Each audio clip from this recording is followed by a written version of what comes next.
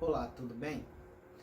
A proposta desse novo vídeo é apresentar o tema A narrativa sobre a perspectiva sociológica. Nesta apresentação, vamos fazer uma interlocução entre as disciplinas de Sociologia e Língua Portuguesa, através da narrativa, onde estudaremos as diferentes possibilidades de se contar uma história, um fato, descrever uma teoria, uma notícia e etc. Seja por meio de documentários, quadrinhos, filmes, novelas, jornais escritos ou televisivos, revistas, livros, utilizando-se dos elementos da narrativa. Para tal, os eixos integradores deste tema serão o desenvolvimento do pensamento crítico e ético nas relações sociais, políticas, culturais, religiosas, relacionando as possíveis formas de se compreender a realidade por diferentes pontos de vista num tempo e espaço. Para começar, é bom definirmos, no entanto, o que é narrativa. A narrativa, ela consiste na forma como uma história é contada. Um fato, uma notícia, uma experiência de vida, teorias, né, podendo variar o seu entendimento de narrador para narrador, visão de mundo ou interesses de quem representa o fato narrado. Por exemplo, a alta do dólar é noticiada pelo portal G1, né, antes do impeachment da presidente Dilma. Diz o seguinte: com dólar nas alturas, brasileiro perde o poder de compra e evita o exterior. Após o impeachment, o mesmo portal, né, o mesmo site, ele noticia: dólar alto deixa o Brasil barato para estrangeiros e atrai turistas. Ou seja, temos claramente aí, né, apesar de ser o mesmo site que antes entendia que a alta do dólar ela era prejudicial ao Brasil, numa outra circunstância, tendo em vista que agora os objetivos ou os interesses são outros, o mesmo fato ele é colocado para os seus leitores, né, de uma forma a gerar uma expectativa positiva, tendo em vista que a presidente que estava no governo naquele momento não satisfazia os seus interesses. Vamos ver agora como dois pensadores analisam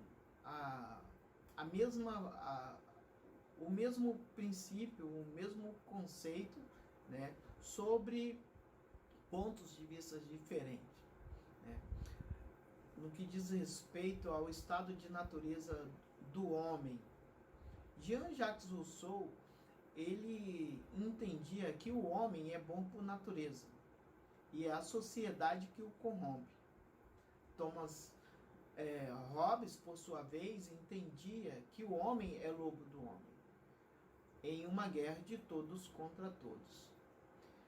Vejamos que nessas duas colocações sobre a mesma condição, o primeiro, Jean-Jacques Rousseau, entende que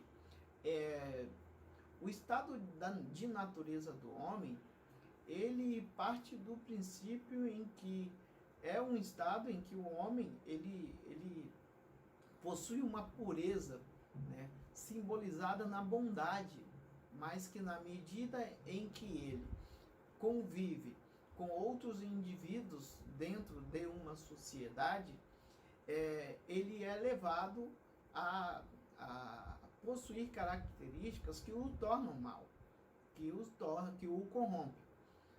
Por sua vez, né, dentro da mesma questão, dentro do mesmo tema, outro autor, o Thomas Hobbes, ele entende que esse estado de natureza, ele é um estado em que já traz o homem em si um comportamento que não é bom.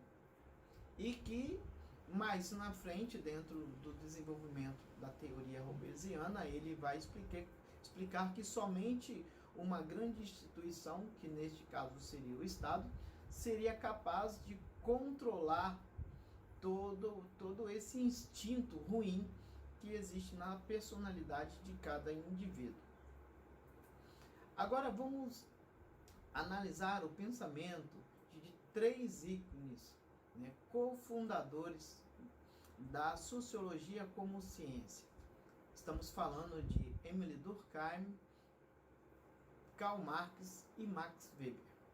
Vejamos como esses três pensadores compreendem as relações ou as interrelações dos indivíduos em sociedade. Para Durkheim, o homem é produto do meio. Para Max Weber, o homem ele é um conjunto de ações individuais recíprocas. E para Karl Marx, o homem transforma o meio. Vejamos individualmente o que cada um pensa, né, em relação à forma como ele se expressa. Para Durkheim, a dizer que o homem é produto do meio, isso significa que há uma supremacia da sociedade em relação ao indivíduo. E que na medida em que esse indivíduo que pertence a uma sociedade, o comportamento da sociedade é o comportamento desse indivíduo, que, portanto, este convívio torna um indivíduo aquilo que ele é, representando o comportamento da sua sociedade. Por sua vez, o Max Weber, ele entende que o indivíduo, ele nada mais é do que a reação daquilo que a sociedade, ou os indivíduos que estão dentro da sociedade a qual ele pertence, né, o provoca. E dentro dessas provocações, né, dessas ações, há uma reação, gerando desencadeamento de ações que modificam, né, o espaço, a forma como esse indivíduo se posiciona na sociedade. É um comportamento que é influenciado em relação às ações dos outros indivíduos. Karl Marx, ele vai entender que esse indivíduo que está situado dentro dessa sociedade, ele possui um elemento que o caracteriza como homem, que é a sua própria racionalidade. Que por mais que ele esteja envolvido numa cadeia de relações, ele é um ser individual e que pode pensar coletivamente. E a partir da sua individualidade, ele transforma aquilo que está à sua volta, né? Mas para que isso aconteça, ele precisa usar desta racionalidade para ter consciência de si mesmo. E a partir da consciência daquilo que ele é, daquilo que ele representa, e o mundo em que ele vive, ele muda aquilo que não o satisfaz. E é por isso que ele vai se expressar desta forma, dizendo que o homem transforma o meio. Vamos agora então conhecer os elementos da narrativa. A trama. A trama diz respeito a tudo que envolve os mistérios, as intrigas, as rivalidades, as complexidades e etc., que estão contidos dentro do contexto a fim de atrair a atenção do leitor, ou do ouvinte, ou do espectador. O texto, a palavra, ela deriva de tecido, algo que é entrelaçado, trabalhado, juntado, e desenvolvido de acordo com as inspirações do autor. O enredo, ele corresponde ao conjunto das partes que formam o todo sobre o que está sendo apresentado, seja um filme, um documentário, uma revista, uma novela ou mesmo uma história oral programada mentalmente. Trata-se de uma espécie de rede que envolve e amarra as partes da história. O enredo, ele pode ser composto por diversas formas. Vamos situá-las e, através de um texto bem breve, exemplificar de como pode ser desenvolvido uma história contada através do seu enredo. Inicialmente, nós temos a situação inicial. Os personagens e os espaços são apresentados. Por exemplo, num texto como O Divórcio. No início, era apenas ele e ela numa modesta casa. Na sequência, num outro momento, nós temos a quebra da situação inicial. Um acontecimento modifica a situação apresentada.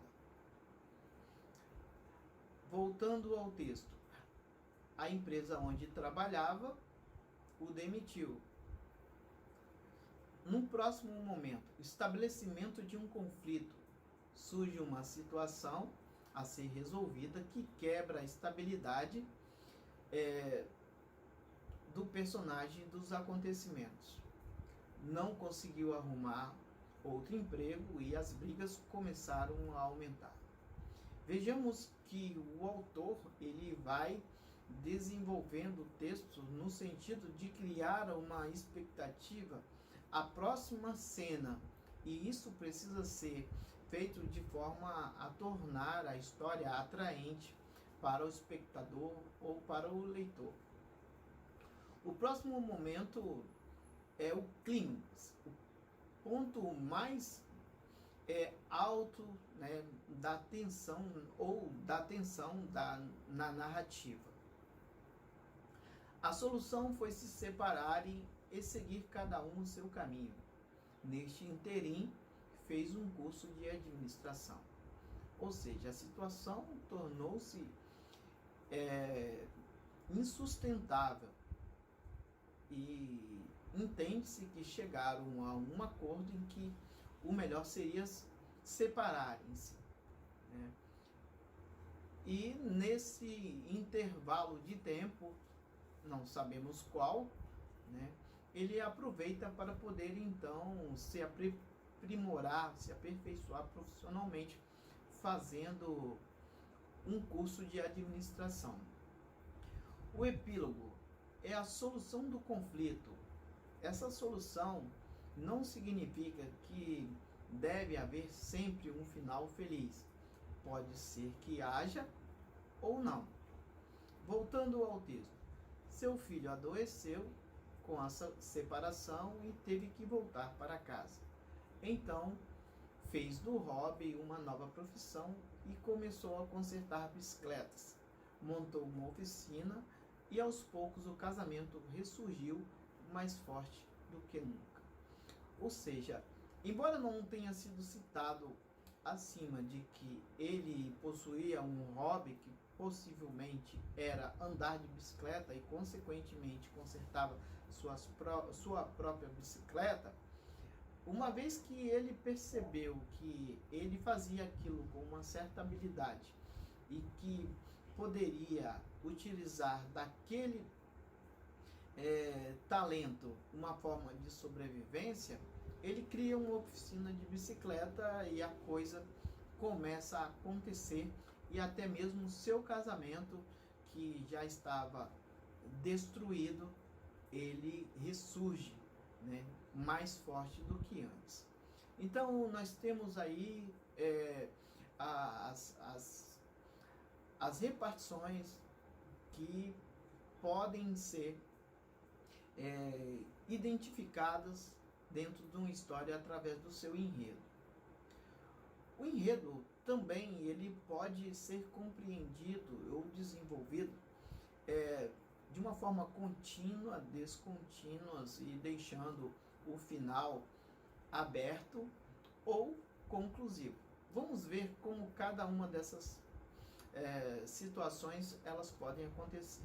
O enredo linear, ele segue uma sequência da lógica progressiva das ações.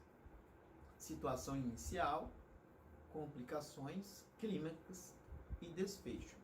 Da mesma forma que foi colocada na história do divórcio anteriormente. Só que agora de uma forma mais resumida, uma vez que já apresentamos como que pode ser. O enredo não linear, ele apresenta descontinuidade temporal, como flashback ou avanços. Em determinadas cenas da história, o personagem ele pode se imaginar numa cena futura ou relembrar fatos ou situações passadas que de alguma forma podem ajudar a desvendar enigmas ou a projetar-se na história. Quanto ao final aberto, o autor ele deixa a história inconclusa para que o leitor, o espectador, o ouvinte, tire suas próprias conclusões sobre o final. Vamos então definir o que é o narrador da história. O narrador da história, ele é o sujeito que conta a história, que atua como mediador, um intermediário entre a história narrada e o leitor, o receptor e o ouvinte. Vamos agora entender, através de mais uma das formas, que são os quadrinhos, de como uma história pode ser contada em primeira pessoa.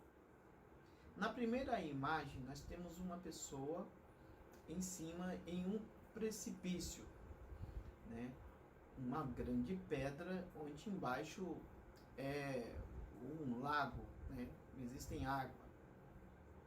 E ele diz o seguinte: eu amo minha mulher. Na próxima cena, eu amo meus filhos, amo as pessoas, amo o meu trabalho. Então ele está mostrando, através destas falas, que a vida não era só tristeza, que havia coisas interessantes. No terceiro quadrinho, na terceira imagem, ele já não tem mais nada a dizer. E no quarto quadrinho, para justificar por que ele está se suicidando, mas mamãe me odeia, e se joga. Então, os quadrinhos também são uma das outras formas que você pode contar uma história. Está apresentando uma situação que represente uma condição que o indivíduo ou grupos vivem socialmente. Quanto aos personagens, o que é personagem? Entende-se por personagem não necessariamente como pessoas. Podem ser animais, sentimentos, objetos, lugares, seres espirituais, como a morte, desde que estejam num tempo e espaço praticando uma ação, ainda que involuntária. No filme Procurando Nemo, o autor ele dá vida e voz aos animais. E na história ele empresta a linguagem humana para criar situações em que esses animais estarão convivendo uns com os outros, em situações difíceis, e essas situações também elas possuem uma relação muito similar com as relações em que as pessoas vivem. No filme Se o Meu Fusca Falasse, o autor ele desenvolve a história criando características para um automóvel, que no caso é o Fusca, que são intrínsecas também aos seres humanos, como sentimentos, linguagem para se comunicar, né?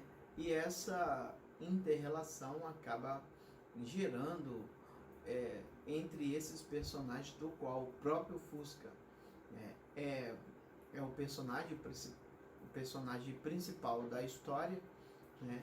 Ele cria essa forma de entretenimento através da narrativa, mostrando como que seria se houvesse formas de se expressar entre uma máquina e os seres humanos. Na Turma do Chaves, nós observamos que existe um conjunto de personagens com características e alegorias diferentes, né, como o próprio Chaves, o professor Girafales, a Chiquinha, Dona Florinda, o Inhoio, né? Todos esses personagens, eles compõem o enredo, que são responsáveis por toda a história que acontece dentro de uma pequena comunidade, né? No filme Dois Papas, os dois personagens principais são o Papa Bento XVI e o Papa Francisco, né, que interagem praticamente o tempo todo. Vejamos só que uma história ela pode ser limitada a um número muito pequeno de personagens, não havendo necessariamente que haja um grande elenco para se criar uma história. Na narrativa, nós temos o personagem protagonista, né? O que é o personagem protagonista? É aquele que é o mais importante na história. No filme Invictus, Nelson Mandela é o personagem principal da história. Assim como o Homem-Aranha e o Superman são os super-heróis protagonistas em suas histórias. O personagem observador é aquele que pode estar dentro ou fora da história, mas não participa efetivamente, né? É alguém que está ali observando as situações, né? E vai contando a história baseado naquilo que está vivenciando, daquilo que está presenciando. Euclides da Cunha, autor dos Sertões, narra a história da Guerra de Canudos, né, liderada por Antônio Conselheiro, um líder religioso, no interior da Bahia, entre os anos de 1896 e 1897, como jornalista pelo estado de São Paulo. Essa experiência ela foi muito importante para ele, visto que o seu entendimento em relação às pessoas, né, com grandes dificuldades, muito pobres, elas não tendiam a possuir uma grande sobrevivência. Mas ao presenciar, ao registrar todos os acontecimentos, os fatos que ocorreram ali em Canudos, no interior da Bahia, vendo a força, o vigor, a forma como aquelas pessoas lidavam com a sua realidade e o próprio legado que foi deixado por Canudos em relação à força dos nordestinos, tá? Fez com que ele mudasse de ideia em relação à sua concepção anterior. O narrador onisciente. O que é o narrador onisciente? Na terceira pessoa.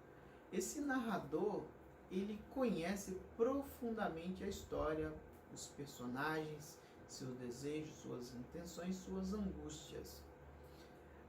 No documentário Democracia em Vestigem, a narradora Petra Costa, que é a autora e diretora do trabalho, dá uma outra versão ao impeachment da presidente Dilma em 2016, comparado aos outros meios de comunicação.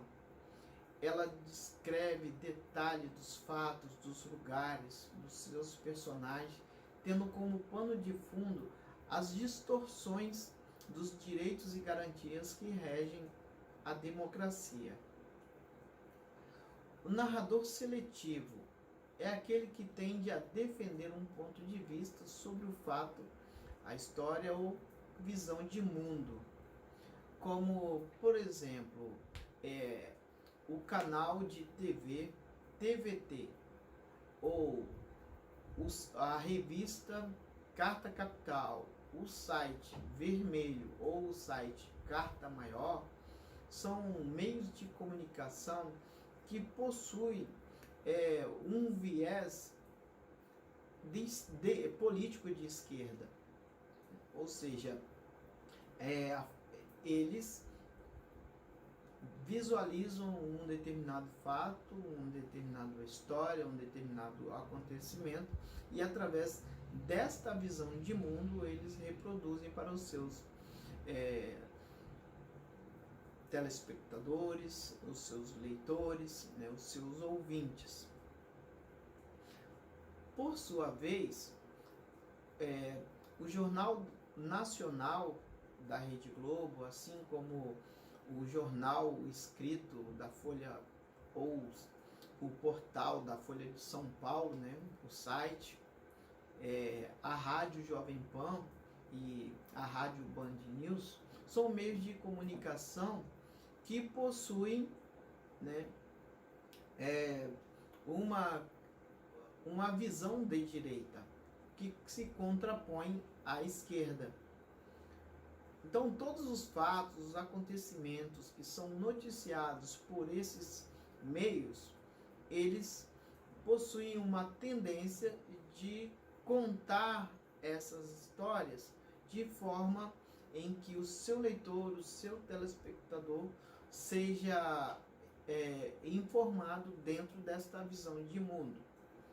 O grande problema é que existe uma predominância da direita em relação ao poder econômico e abrangência em relação aos meios de comunicação de esquerda, que não são tão expressivos, portanto, a capacidade de influência é muito menor, visto que o poder econômico da direita ele é predominante em nossa sociedade.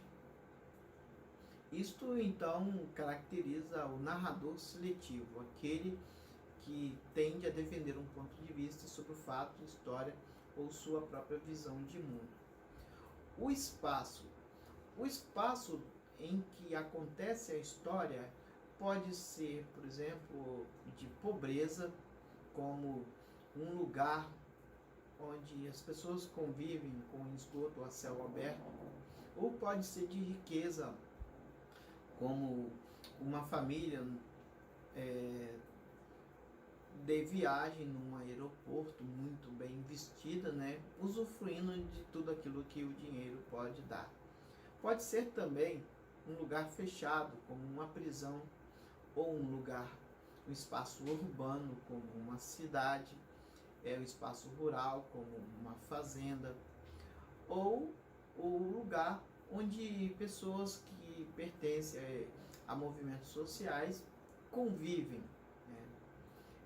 Pode ser um espaço político, como o Congresso Nacional, onde deveria ser um espaço de representação e força de todos os grupos sociais, né, contidos em uma sociedade, mas que, em geral, eles representam o poder de uma minoria privilegiada, ou até mesmo uma sala de aula. Bom, em relação ao tempo em que se passa uma história, podemos identificar o tempo cronológico, que é o tempo do relógio, né, os dias, os meses do ano em que se sucederam os acontecimentos. como por exemplo, uma pessoa, né, idosa que vai à recepção da Previdência Social, no estabelecimento do INSS, né, requisitar a sua aposentadoria. Então temos uma cena em que ele vai dizer: 35 anos pagando meus impostos para me aposentar, e agora que cumpri o meu tempo, estou há 10 meses esperando, estou desempregado, estou velho para o mercado de trabalho e o governo não libera a minha aposentadoria. Ou seja, uma situação extremamente constrangedora para alguém, né, que já cumpriu o seu tempo de trabalho e de responsabilidade em relação aos seus impostos, mas que diante de uma posição política do governo, que é quem governa, né, se vê em dificuldades, tendo em vista que isto influencia em vários outros fatores que são inerentes à sua vida, uma vez que se ele não possui outra renda, né, as coisas tendem a sair do controle. Enfim, o tempo psicológico é o tempo subjetivo, vivido com maior ou menor intensidade, dependendo da situação. O tempo ele pode ser muito pequeno ou muito intenso. No filme 12 anos de escravidão, os anos para o personagem principal, Solomon, não possuíam a mesma dimensão dos anos normais de sua vida, tendo em vista que ele sai através de uma proposta que é feita por outras duas pessoas, né, no início do filme, em que ele é convidado para trabalhar em um circo para fazer as suas apresentações como artista, que era músico, né, com a chance de poder ganhar muito dinheiro, quando na verdade ele estava sendo vítima de tráfico de pessoas em pleno século XIX nos Estados Unidos, onde também houve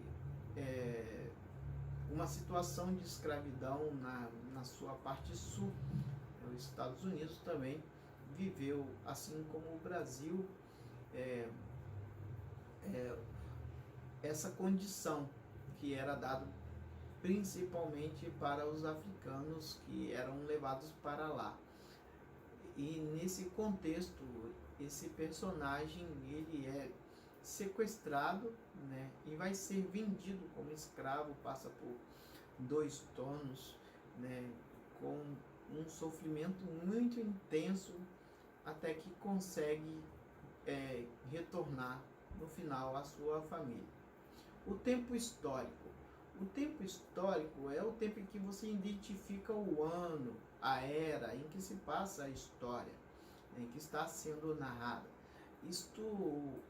O autor ele vai deixando pistas, seja através da linguagem, dos objetos, do comportamento, em que as pessoas estão situadas, os fatos que estão ligados à própria história. No filme O Menino de Pijama Listrado, a história se passa num campo de concentração durante a Segunda Guerra Mundial. Ou seja, é o filho de um oficial que vai brincar, né, na cerca, onde do outro lado está o filho de alguém que está prestes a ser morto, a entrar na câmara de gás, né, para ser morto, ele e toda a sua família.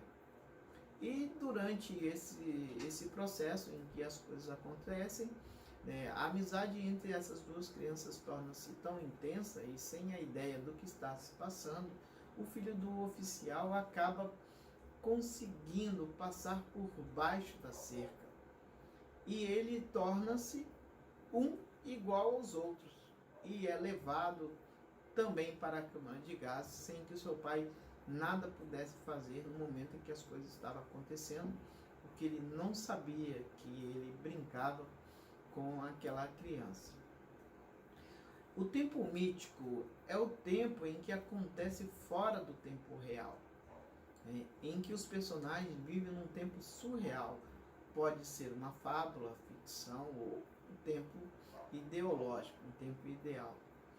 No filme A Revolução dos Bichos, o autor George Orwell, ele cria um mundo imaginário em que os bichos vivem numa sociedade socialista. No filme I Am Mother, a história mostra um mundo futurista em que as máquinas ou os robôs se revoltam contra os seres humanos e decidem exterminar todos, alegando uma degeneração moral da espécie. E irão tentar criar outra civilização sem os mesmos defeitos a partir de um protótipo humano. A ideia central do filme ela é muito interessante porque é uma realidade, apesar de trabalhar dentro de uma lógica futurista, ele traz para a realidade a degeneração de uma sociedade pós-moderna, onde as coisas tornam-se muito fluidas e o que era mentira torna-se verdade, o que era verdade torna-se mentira, e muitas vezes as duas coisas se misturam e confundem-se, né? Deixando as pessoas inseguras em relação a tudo que elas vivem, porque a vida ela ganha outros sentidos, ganha novas conotações, a realidade ela muda o tempo todo numa velocidade muito grande, principalmente com o desenvolvimento da tecnologia. E é justamente a tecnologia, essa é uma grande questão dentro do filme, em que o autor mostra que até as próprias máquinas se revoltam, que são criaturas feitas pelo homem, se revoltam contra o homem para ver se é possível criar um novo ser humano com novas virtudes. Ainda falando sobre o tempo, no romance Vidas Secas de Graciliano Ramos, nesse romance a história ela começa onde os nordestinos, né, também chamados de retirantes, eles partem na Caatinga e o filme termina com eles retornando ao ponto de partida. Nós estamos falando, neste caso aqui, do tempo cíclico, que representa a trajetória em que a história ou o personagem segue retomando sempre ao lugar de origem. Assim como acontece também, novamente fazendo uma citação ao filme 12 anos de escravidão, o filme inicia com Solomon, o personagem principal, e sua família, e termina com ele se reencontrando com ela novamente depois de todo o tormento vivido como escravo.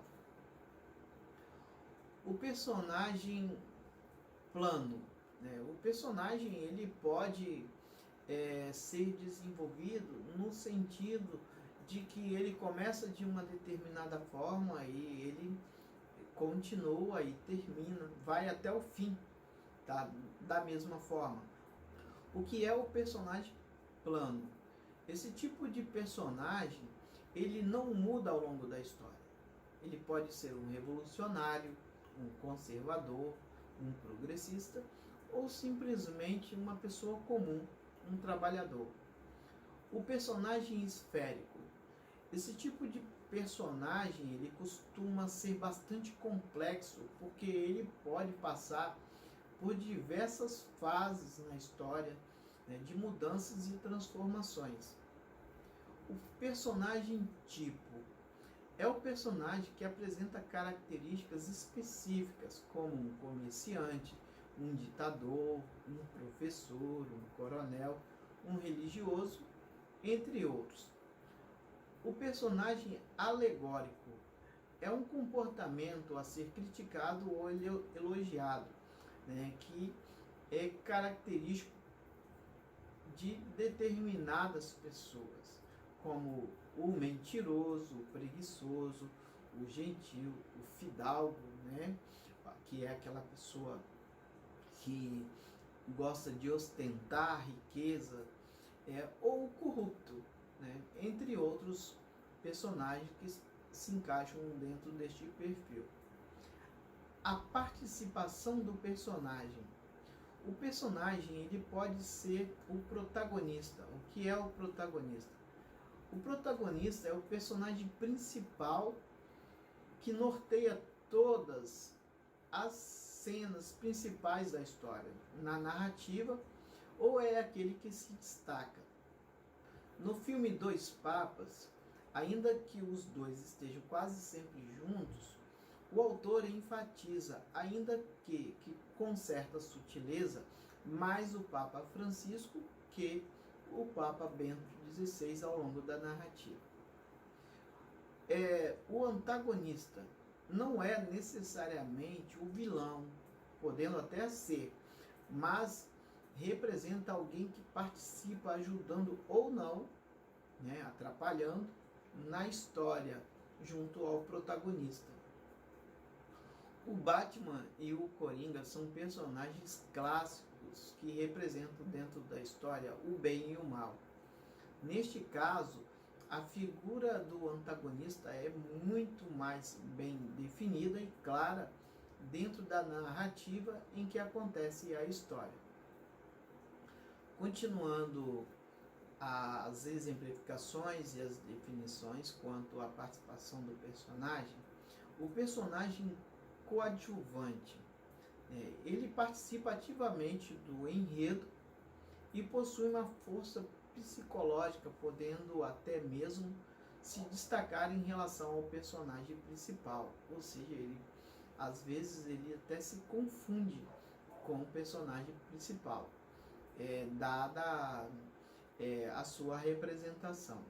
No filme Batismo de Sangue, embora o personagem principal seja o Frei Beto, encenado por Caio Blá, as poucas aparições de Marighella dão às cenas fortes impressões da importância do personagem como principal líder da esquerda durante o período da ditadura militar.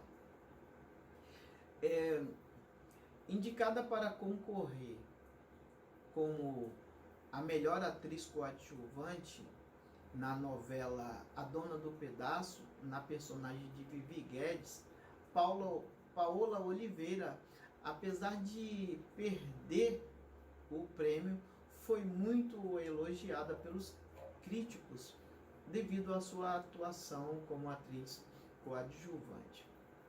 Bom, ficamos por aqui. Muito obrigado pela atenção e até a próxima.